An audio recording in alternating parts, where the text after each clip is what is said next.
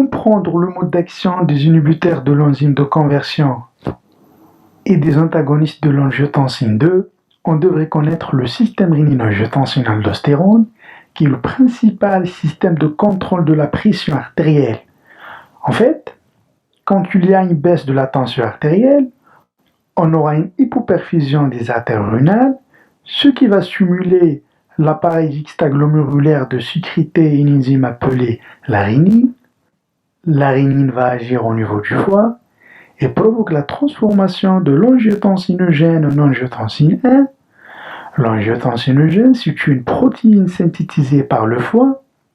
Ensuite, on a l'intervention d'une autre enzyme, c'est l'enzyme de conversion qui active la transformation de l'angiotensine 1 en angiotensine 2.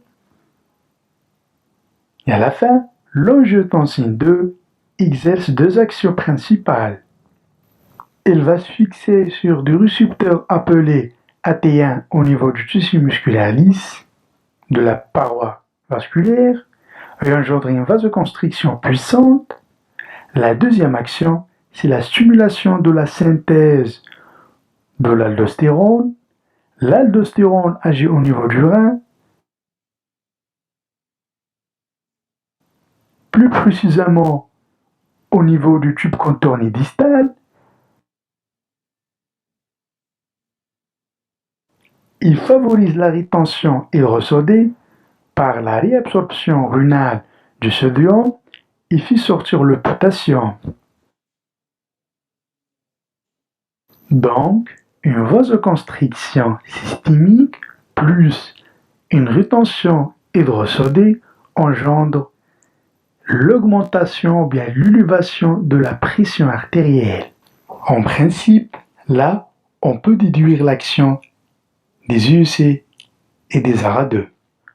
Concernant les UEC, il inhibe l'action de l'enzyme de conversion, donc pas de transformation de l'angiotensine 1 en angiotensine 2.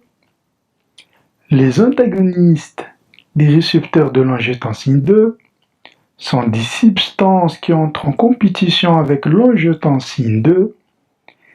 Ils occupent leur place sur le récepteur AT1, ce qui empêche la vasoconstriction et aussi un arrêt de synthèse de l'aldostérone.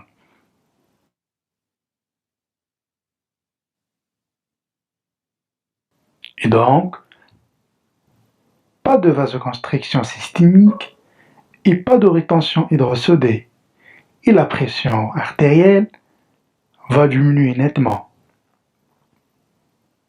Il y a une remarque très importante. Il faut savoir qu'il y a une étude qui a montré que l'aldostérone elle a une action profibrosante du myocarde, ce qui peut causer des troubles de rythme cardiaque.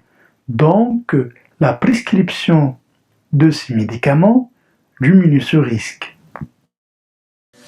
Voilà, je viens de finir la vidéo. Merci beaucoup pour votre attention et n'hésitez pas d'être abonné sur ma chaîne et aussi de me suivre sur ma page Facebook en cliquant sur le lien au-dessous de la vidéo. Merci beaucoup.